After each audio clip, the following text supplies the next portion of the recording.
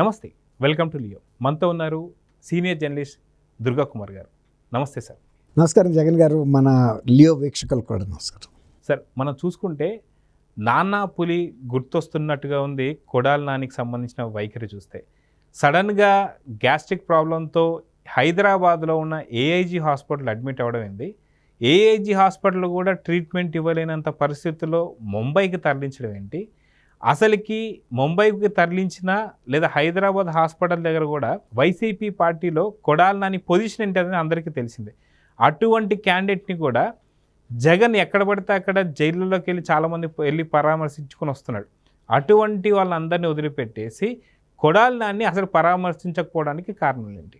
ఇదొకటైతే, రెండోది వైఎస్ వివేకానంద రెడ్డి హత్య కేసులో సొంత బంధువు కొడుకు వరుస అయ్యేటువంటి ఒక అభిషేక్ రెడ్డి కూడా మరణించిన తర్వాత వెళ్ళి చూడడం జరిగింది. మరణించక ముందు ఎప్పుడో 1.5-2 సంవత్సరాల ముందు ఏదో అసలుకి ఆయనకు వచ్చినటువంటి వ్యాధి కూడా అత్యంత అరుదుగా వచ్చేది, అంటే ఏ 10 లక్షల్లోనో ఒకరికి వచ్చేది. సో అలాంటిదే కొడాలి నానికి వచ్చిందా? సానుభూతి కోసం కొడాలి నాని బలిపోషం చేయబోతున్నారా అంటే ఏమంటారు? జగన్మోహన్ రెడ్డి గారు అంటే ఆయన వైఖరి, ఆయన ప్రవర్తన ఎవరు కూడా ఊహించలేరండి. ఆయన సొంత తల్లి చెల్లివి కూడా వాళ్ళకేం అర్థం కాల. ఈయన వాళ్ళకు కూడా అపరిచితుడే. ఏ తల్లికైనా కొడుకు ప్రవర్తన ఎలా ఉంటుందనేది తెలుస్తుంది. కానీ విజయమ్మ గారు కూడా ఆ విషయంలో వైఫల్యం చెందారు.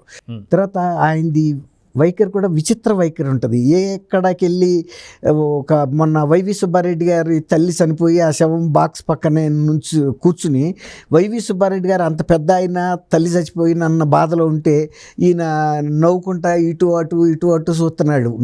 నవ్వు అలా ఆయనకి విచిత్రంగా ఉంటుంది. అంటే ఏ సందర్భంలో ఎట్లా ప్రవర్తించాలనేది ఆయనకి కొంత ప్రవర్తనకు సంబంధించి కొద్దిగా డిజార్డర్ కనపడుతుంది.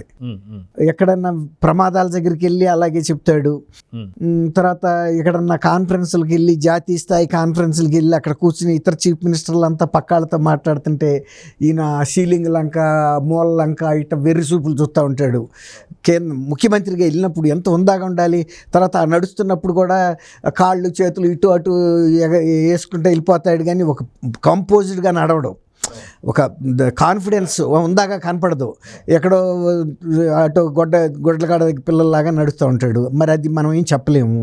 మీరు అన్నట్టు ఎవరిని పలకరిస్తాడు? మరి పిన్నెల్లి రామకృష్ణారెడ్డి 40 లక్షల ఖర్చు పెట్టుకుని విజయవాడ నుంచి నెల్లూరుకి హెలికాప్టర్ పెట్టుకుని మరి వెళ్ళాడు. కానీ ఆయన ఏమన్నా స్వతంత్ర సమర యోధుడా అంటే అది కాదు. అది వెళ్ళి అక్కడికి వెళ్ళి ఈవీఎం బాక్సులు పగలగొట్టిన మాట వాస్తవేను. అయినా కూడా మా వాడిని ఈ జైల్లో పెట్టారు కాబట్టి తెలుగుదేశం వాళ్ళు కూడా ఇదే జైల్లో పెడతానని వార్నింగ్ ఇచ్చాడు. అది ఆయనకి మేలు చేసినట్టు తెలియదు, మనకి కీడు చేసినట్టు తెలియదు. అట్లా ఇప్పుడు మీరు అన్నట్టు అభిషేక్ రెడ్డి అన్న కొడుకు అవుతాడు. మరి చాలా చిన్న వయసులో మరి ఆయన పులివెందుల నియోజకవర్గ ఇన్ఛార్జిగా కూడా పనిచేశాడు. ఒకప్పుడు అవినాష్ రెడ్డికి సీటు ఇవ్వకుండా ఈయనకి ఇద్దామని కూడా అనుకున్నారు. అలాంటి వ్యక్తి సడన్గా మీరు అన్నట్టు చాలా అరుదైన వ్యాధి లేకపోతే అది ఏంటనేది తెలియలేదు. అదే స్వతహా తన ఒక డాక్టర్ కూడా. అవును, డాక్టర్, సూపర్ స్పెషలిస్ట్. మళ్ళీ అలాంటి సూపర్ స్పెషలిస్టు మరి చాలా అకాలంగా చనిపోయినప్పుడు కూడా ఈయన వెళ్ళి పలకరించకపోవటం, అసలు నిజంగా అనారోగ్యం అతనికి లేదేమో అని కూడా అనుకున్నారు. ఎందుకంటే ఈయన వెళ్ళి పలకరించలేదు కాబట్టి. మీరు అన్నట్టు చనిపోయే ఒక 3 నెలల ముందో 4 నెలలు కొద్ది కాలం ముందు మాత్రమే వెళ్ళాడు. చాలా కాలం వెళ్ళిన తర్వాత ఎక్కువ కాలం ఆయన బతికింది కూడా లేదు. మీరు అన్నట్టు చనిపోయిన తర్వాత వచ్చాడు. ఇప్పుడు మీరు ఈయన కొడాలి నాని చాలా కీలకమైన వ్యక్తి పార్టీలో. ఒక రకంగా ఆయనంత బూతులు తిట్టిన వ్యక్తి ప్రత్యర్థుల్ని ఎవడో లేడు. అసలు బూతుల మంత్రి అనే, అసలు ఆయన సివిల్ సప్లైస్ మంత్రి అని కూడా ఎవరిని అనరు. బూతుల మంత్రి అంటే వెంటనే కొడాలి నాని అని తెలుస్తుంది, గుడివాడ ఎమ్మెల్యే అని. అంత పాపులర్ అయ్యాడు. మరి ఆయన సిక్ అయినప్పుడు మరీ తీవ్రమైన సిక్కే. ఒక రకంగా చాలా సందర్భాల్లో ఇవాళ హైదరాబాదు మెడికల్ హబ్గా ప్రసిద్ధి చెందింది. విదేశాల నుంచి కూడా, సౌదీ నుంచి, తర్వాత మిడిల్ ఈస్ట్ నుంచి కూడా మెడికల్ టూరిస్టులు ఇక్కడికి వచ్చి చేయించుకెళ్తున్నారు. మరి ఏఐజీలో ఆయన ఆపరేషన్ చేయించుకోకుండా ఎయిర్ అంబులెన్స్లో ఏషియన్ కార్డియాక్ ఇన్స్టిట్యూట్ బాంబే వెళ్ళాడు. మరి ఇక్కడ చాలా కార్డియాక్ ఇన్స్టిట్యూట్స్ ఇక్కడ కూడా ఉన్నాయి. మరి ఇక్కడ ఎవరు చేయలేకపోతారని వెళ్ళాడా, లేకపోతే మీరు అన్నట్టు మరి సానుభూతి కోసం వెళ్ళాడా ఏం తెలియట్లేదు. ఇంకోటి ఏమంటున్నారంటే యాక్చువల్గా ఇతను కొడాలి నాని లిక్కర్ కేసులో కూడా వాసుదేవరెడ్డితో సహనిందితుడు, ఇతనికి చాలా విషయాలు తెలుసు, ఇది మద్యం కేసు చాలా తీవ్రమైన కేసుగా పరిణమించింది. లోక్సభలో కృష్ణదేవరాయలు కూడా ప్రస్తావించాడు, తర్వాత అమిత్ షా గారు కూడా దీని మీద దృష్టి సారించాడు, దేశం యావత్తు. ఇప్పుడు ఇది కనుక కేసు విచారణ కనుక మొదలైతే ఇప్పుడు వాసుదేవరెడ్డి కన్నా కూడా ఈయనకి ఎక్కువ తెలుసు, ఈయన కూడా ఒక సాక్షిగా మారతాడు. అందువల్ల ఒక రకంగా ఈ కేసుని కొంత వీక్ చేయాలంటే కొడాలి నాని లాంటి వ్యక్తి కూడా అడ్డమే.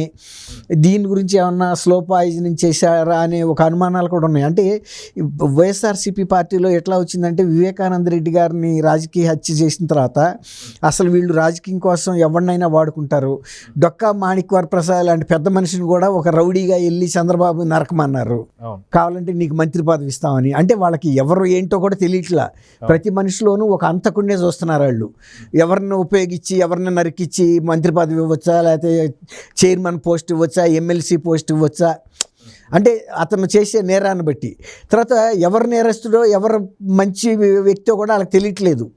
అంటే బూరగడ్డ అనిల్కి డొక్కా మాణిక్య ప్రసాద్కి ఉన్న తేడా కూడా సజ్జల రామకృష్ణారెడ్డికే తెలియలే. అంటే వాళ్ళు సింహాద్రిపురం మండలంలో ఒక ఫ్యాక్షన్ విలేజ్ నుంచి వచ్చారు. పోనీ ఫ్యాక్షనిస్టులా అంటే అది కూడా కాదు. ఫ్యాక్షనిస్టులు ఎవరు కూడా కిరాయి ఇచ్చి, ఇప్పుడు మీకే ఒక శక్తి ఉంది అనుకోండి, ఒక పని చేయగలిగిన శక్తి, మీరు ఇంకొకటి కిరాయి ఇచ్చి చేయిస్తారు కదా, మరి వాళ్ళు వెళ్ళి చేయాలి. కానీ ఇప్పుడు సజ్జల రామకృష్ణారెడ్డి వెళ్ళి చేయలేడా డొక్కా మాణిక్య ప్రసాద్ గారు చేసినంత? కత్తి తీసుకెళ్ళి ఇప్పుడు చీఫ్ అడ్వైజర్గా ఉన్నావు, కావాలంటే నిన్ను ఢిల్లీలో కూడా పెడతాడు నెక్స్ట్ పోస్ట్లో. అంతేగాని దళిత వర్గానికి చెందిన వాళ్ళని వీళ్ళు కిరాయి హంతకులుగా ఎట్లా కనబడుతున్నారు? దళితులంటే కిరాయి హంతకులా? మీ పోస్ట్ మీకు అడ్డం వస్తున్నాడు చంద్రబాబు, డొక్కా మాణిక్య ప్రసాద్ నరకాలా చంద్రబాబుని? మీరు ప్రకటన అయితే చేస్తున్నారు కదా నడి రోడ్డు మీద కాల్చేయమని, నువ్వు సింహం అని చెబుతున్నారు కదా, నువ్వే ఎందుకు కాల్చవు? నీకన్నా మించిన సింహం ఎవడున్నాడు రాష్ట్రంలో? చంద్రబాబు నీకు ప్రత్యర్థి, ప్రధాన ప్రత్యర్థి. నువ్వు ముఖ్యమంత్రికి నీకు అడ్డం పడినా నీ దగ్గర నుంచి లాక్కోగలిగిన శక్తి ఉన్న వ్యక్తి చంద్రబాబు గారే. ఆయనతో పోరాడగలిగిన సింహాన్ని కూడా రాష్ట్రంలో ఏకైక వ్యక్తి నువ్వే వెళ్ళి అటాక్ చేయొచ్చు కదా. ఎవరినో ఎందుకు అడుగుతున్నారు? ఎవరినన్నా చంపంటావు? నువ్వు కాల్చి చంపమని ఎవరికి పిలిపిస్తున్నావు? ఎవరో బిడ్డ, తల్లి కన్నా బిడ్డలు వెళ్ళి కాల్చాలి, వాడు జైలుకి పోవాలి కోడికత్తి సీన్ లాగా. నువ్వేమో ముఖ్యమంత్రి పదవిలో ఉండాలా, చంద్రబాబు గారు ఏమో ఖర్చు అయిపోవాలా? వీళ్ళదంతా కూడా విచిత్రమైన పరిస్థితులుగా ఉన్నాయి. అందుకే ఎందుకు పలకరించలేదనే ఈ అంశాలు వస్తున్నాయి. అలాగే ఈ పోసాని కృష్ణమురళిని కూడా పలకరించలా. పోసాని కృష్ణమురళి ఎట్లా తిట్టాడండి, ఎంత వీరోచితంగా తిట్టాడు. చంద్రబాబు గారిని, లోకేష్ని, పవన్ కళ్యాణ్ని ఇష్టం వచ్చినట్టు వాళ్ళ కుటుంబ సభ్యుల్ని, కూతుర్లని అసలు ఎవరినన్నా వదిలిపెట్టాడా? మరి అతన్ని అరెస్ట్ చేసినప్పుడు ఎందుకు వెళ్ళలేదనే ప్రశ్న కూడా వచ్చింది. దానికి ఎవరు సమాధానం చెప్పగలుగుతారు? ఇప్పుడు విచిత్రంగా ఉంటుంది. ఆయన ఎవరిని పలకరిస్తాడో ఎవరిని పలకరిస్తాడో తెలియదు. తల్లి పట్ల కూడా ఆయన ప్రవర్తన విచిత్రంగానే ఉంటుంది. తల్లి అని కూడా ఆయనకి ఏం లేదు. ఆమె చెప్పి వాళ్ళని అని శ్రీనివాసరెడ్డితో బాధపడింది కదా, నేను ప్యాలెస్కి వెళ్ళినా కూడా నన్ను పలకరిస్తున్నాయ్యా, నా పరిస్థితి కష్టంగా ఉంది, ఇక నీ సంగతి నేనేం ప్రస్తావించనని కళ్ళు నీళ్లు పెట్టుకుంది. ఆమెకి ఇచ్చిన గిఫ్ట్ డీడ్ క్యాన్సిల్ చేశాడు, కోర్టు మెట్లు ఎక్కించాడు. ఆమె కూడా ఒక ప్రెస్ రిలీజ్ కూడా చేసింది. ఒక కొడుకుగా చేయాల్సిన ప్రవర్తన చేయట్లేదు, ఒక వైఎస్ రాజశేఖర రెడ్డి కుమారుడిగా ఉండాల్సిన భారీగా ప్రవర్తన లేదు తల్లి పట్ల. అందరి పట్ల ఎలా ఉన్నాడు, నా పట్ల అలాగే ఉన్నాడు, నేను కూడా చింతిస్తున్నాను, బాధపడుతున్నాను, ఇట్లాంటి కొడుకు కోడలు ఉన్నందుకని ప్రెస్ నోట్ కూడా ఇచ్చింది. అలాంటి పరిస్థితుల్లో జగన్మోహన్ రెడ్డి గారు కొడాలి నానితో పాటు ఎయిర్ అంబులెన్స్లో వాళ్ళ కుటుంబ సభ్యులతో పాటు కూర్చుని వెళ్తాడని ఎవడన్నా ఊహించగలుగుతారా? ఇప్పుడు తిడితే నువ్వు తిట్టావు, నీకేదో బిస్కెట్లు వేసాడు ఆ టైంలో, అంతవరకే. కానీ బిస్కెట్లు ఇక నువ్వు హాస్పిటల్లో పడ్డా, ఎయిర్ అంబులెన్స్లో పడ్డా, లేకపోతే మనిషి ఖర్చు అయిపోయినా వచ్చి దండేస్తాడన్న గ్యారంటీ ఏం లేదు. అయితే గతంలో కూడా మనం చూసుకుంటే గోరంట్ల మాధవ్ ఒక మాట మాట్లాడాడు, ఏంటంటే అతి తొందరలో ఏపీలో అంతర్గత యుద్ధం మొదలు కాబోతుందని చెప్పేసి. అయితే ఇదే సిచ్యువేషన్ ఏదైతే ఉందో పగడాల ప్రవీణ్కి సంబంధించి హత్య కేసులో చేయాలనుకున్నారు, అది కుదరలేదు. సో అది కొంచెం వ్యానిష్ అవుట్ అయిపోయింది. కాబట్టి కొడాలి నాన్నకి ఏదైనా జరిగితే కొంతకాలం కూటమి అరెస్టులు కూడా ఆపొచ్చు, వైసీపీ నేతల అరెస్టులు అని చెప్పేసి అని. సో స్లో పాయిజన్ ఇచ్చారని చెప్పి కొన్ని వార్తలు అయితే వస్తున్నాయి కొడాలి నానికి. సో ఎందుకంటే రంగన్న విషయంలో కూడా మనం చూసాం, స్లో పాయిజన్ ఇచ్చారు అని చెప్పి దాని మీద ఇప్పుడు మొత్తం శాంపిల్స్ తీసుకొని ఫోరెన్సిక్ పంపించారు. సో ఇప్పుడు కొడాలి నానికి కూడా అదే జరిగింది, కొన్ని వార్తలు అయితే వస్తున్నాయి. సో నిజంగా అలా జరిగితే ఏంటి పరిస్థితి? ఇప్పుడు మీరు అన్నట్టు కొడాలి నానికి కనుక ఏదైనా జరగకూడనిది జరిగితే ఖచ్చితంగా ఒక సెన్సిటివ్ ప్రభుత్వంగా కూటమి ప్రభుత్వం కూడా బ్రేక్ వేసుకోవాల్సి వస్తుందండి. ఎందుకంటే ప్రజల్లో మనుషులు చచ్చిపోతున్నారు, అయినా కూటమి ప్రభుత్వం ఈ అవినీతి పేరుతో వీళ్ళని అరెస్ట్ చేస్తున్నారు అనేది కొందరైనా అంటారు. ఇప్పుడు ఆ రోజున కోడిల్ల శివప్రసాద్ గారిని వేటాడి చంపేశారు. అయినా వీళ్ళు దాన్ని క్యాష్ చేసుకోలేకపోయారు. అంటే తెలుగుదేశం పార్టీ దాన్ని చేసుకోవాల్సినంత హైలైట్ చేసుకోలేకపోయింది. కానీ రేపు కొడాలి నాని విషయంలో కనుక మీరు అన్నట్టు కనుక జరిగితే ఇప్పుడు రాక పలకరించకపోయినా అప్పుడు మాత్రం దాన్ని హైలైట్ చేసి మా కొడాలి నానిని లేపేశారు, వెంటబడి వేధించారు, కేసులు పెట్టలే ఇంకా పెడతారని మా వాడు బెంగతో దెబ్బతినిపోయినాయి, గుండె వాల్వులు పగిలిపోయినాయి, పేలిపోయినాయి, ఇలాంటివి కూడా చెప్పచ్చు. చెప్పి జగన్మోహన్ రెడ్డి గారు ఇలాంటి పని చేసినప్పుడు కూటమి ప్రభుత్వం కూడా కొద్ది కాలం పాటు ఆగాల్సిన సందర్భం కూడా రావచ్చు. అవును. సో ఇదే వ్యూహం అని చెప్పేసి నిజంగా జగన్ ఇలాంటి వ్యూహం పన్నాడని చెప్పేసి కొంతమంది చర్చించుకుంటారు. ఇది దీనిలో నిజం ఉందని చెప్పేసి అంటే జగన్మోహన్ రెడ్డి చేసే ఇలాంటి కాబట్టి జగన్మోహన్ రెడ్డి మీద అలాంటి ఊహలు రావటం కానీ ఆలోచనలు రావటం కానీ ఏమి తప్పు పట్టలేము. ఇప్పుడు నిజంగా మొన్న బాబాయిని చంపిన సందర్భంలో 6 ఏళ్ల క్రితం ఆయన వచ్చి చంద్రబాబు చంపాడని చెప్పినప్పుడు కూడా జనం నమ్మారు కదా. తర్వాత కదా తెలిసింది వాళ్ళ కుటుంబ సభ్యులే ఒక పథకం ప్రకారం చంపారు. మొట్టమొదటిగా తెలిసింది కూడా భారతికిను జగన్మోహన్ రెడ్డి గారికి, అప్పటికి సునీతారెడ్డికి కూడా తెలియదు. అంటే అక్కడ మేము పని పూర్తి చేసేసామని వెంటనే చెప్పేశారు. ఆయన కూడా దాచుకోకుండా కిందకు వచ్చి ఉమారెడ్డి వెంకటేశ్వర్లు ఇంకొక అజయ్ కల్లాంతో కూడా బాబాయ్ ఈజ్ నో మోర్ అన్నాడు. అంటే అప్పుడు చంపారని కూడా నరికారని కూడా చెప్పలేదు ఆయన. వాళ్ళు ఏమనుకుంటారు నో మోర్ అంటే ఇప్పుడు ఆయన్ని నరుకుతారని వాళ్ళు ఎందుకు అనుకుంటారు, హార్ట్ అటాక్ ఏదో జరిగింది అంతే తప్ప బహుశా హార్ట్ అటాక్ అని అనుకున్నారు. ఇక ఈయన నరికారు చంపారని చెప్పలా, ఆయనకి తెలుసు ఇక్కడ పని పూర్తి చేశాము అని. అంటే ఆయన హార్ట్ అటాక్తో చనిపోయాడు, ఆ రాత్రికి కదిరి నుంచి తెచ్చిన గొడ్డళ్ళు కత్తులు వాడారు, లేపేశారు అనేది అర్థమైపోయింది. స్మూత్గా చెప్పాడు. అట్లా ఆయన అన్నీ కూడా ఒక స్కీమ్ ప్రకారం చేస్తూ ఉంటాడు. కాబట్టి ఇప్పుడు కొడాలి నాని విషయంలో కూడా జనం అంచనాలకు అట్లా వచ్చినా మనం కాదు అని అనలేని పరిస్థితే. ఆయన వ్యూహాలన్నీ వేరేగా ఉంటాయి కదా. ఇప్పుడు కిందట ఎన్నికలప్పుడు విజయమ్మ గారు ఇక్కడ లేకుండా ఎన్నికలు అయ్యే వరకు అమెరికాలో ఉండొచ్చారంటే మరి కుటుంబ సభ్యులు శ్రేయభిలాషులు అమ్మ మీరు ఇక్కడ ఉండొద్దు, ఎలక్షన్ల ముందు ఏదైనా జరిగితే మళ్ళీ ఇబ్బంది అంటే మరి ఆమె కూడా తల ఒగ్గి అమెరికా వెళ్ళిపోయింది కదా. వెళ్ళిపోయి అక్కడి నుంచి వీడియో రిలీజ్ చేసినప్పుడు కూడా జగన్మోహన్ రెడ్డి గారిని గెలిపించమని అడగల, ఓన్లీ విజయమ్మని అదే షార్మిళ్ళు గెలిపించమంది. అట్లా ఆయన వ్యూహాలకి ఎవరు కూడా ఊహించలేరండి. కొత్త రకంగా ఉంటాయి ఆయన ఎప్పుడు ఎత్తుగడలు. అయితే దీన్ని బట్టి అర్థమవుతున్న పాయింట్ ఏంటంటే మా బాబాయ్ని మేము చంపుకుంటాం మీకెందుకు అన్నట్టుగా మా నాన్నని మేము చంపుకుంటాం మీకెందుకు అనేటువంటి పరిస్థితి వచ్చేసిందని చెప్పి అనుకోవచ్చు అంటారు. ఇప్పుడు వాళ్ళ పార్టీలో ఉన్నప్పుడు నిజమే మీరు అన్నట్టు వాళ్ళ ఇష్టం, వాళ్ళ ప్రైవేట్ ప్రాపర్టీ అది. అట్లాగే వాళ్ళు కూడా అంత అంకిత భావంతో పనిచేశారు. అంటే దాన్ని ఏమంటారు, ఒక లాయల్టీ.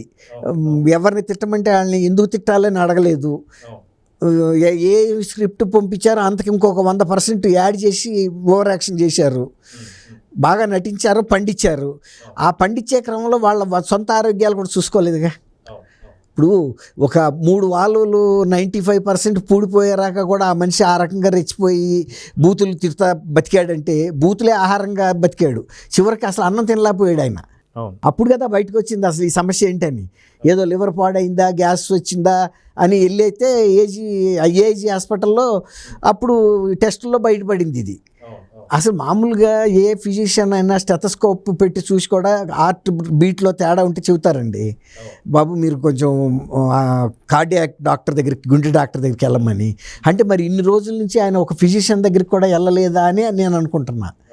జనరల్గా వాళ్ళు జ్వరం వచ్చినప్పుడు కానీ జలుబు చేసినప్పుడు కానీ ఇక్కడ స్టెథోస్కోప్ పెట్టగానే హార్ట్ బీట్ చూడగానే తేడా కొడితే కనుక చెప్తారు. అసలు వాళ్ళ దగ్గరే ఇది కూడా ఉంటుంది, ఈసీజీ. ఆ ఈసీజీ కూడా వాళ్ళే తీస్తారు. అట్లాంటిది మరి ఆ పాపం ఆయన మరి అంత ఆరోగ్యం పాడైపోయినా కూడా అంత భారీ ఎత్తున ఎట్లా మాట్లాడాడండి మొన్న ఈ మధ్య కూడా. అసలు ఇంకోటి ఏంటంటే నాకు పోటాడికి అనిపిస్తుంది జగన్మోహన్ రెడ్డి దిష్టి కొట్టిందా అని. ఇదిగో ఈయన ఒక అందగాడు అన్నాడు గట్టిగా నెల రోజులు పరిస్థితికి మూలబడిపోయాడు. అట్లా మరి దిష్టి కానీ తగిలింది. అదే నెల రోజుల్లో వల్లభనేని వంశీ కూడా అందవికారంగా బయటకు వచ్చింది. అట్టాగే అందగాడు అన్న వాళ్ళందరూ ఎగిరిపోయి పరిస్థితిలో పడిపోతున్నారు. ఇక పిల్లగాడు అవినాష్ అతను ఉన్నాడు, దేవినేని అవినాష్, అతను కూడా అన్నాడు అందగాడని. ఆయన కూడా దిష్టి తీయించుకోవాలి, రక్ష కట్టించుకోవాలి. అవును. సో చూద్దాం సార్, మొత్తానికి ఏం జరగబోతుందనేది చూద్దాం. మరి నమస్తే. నమస్కారం జగన్ గారు, మన వీక్షకులు కూడా. Please subscribe to Leo news for more videos.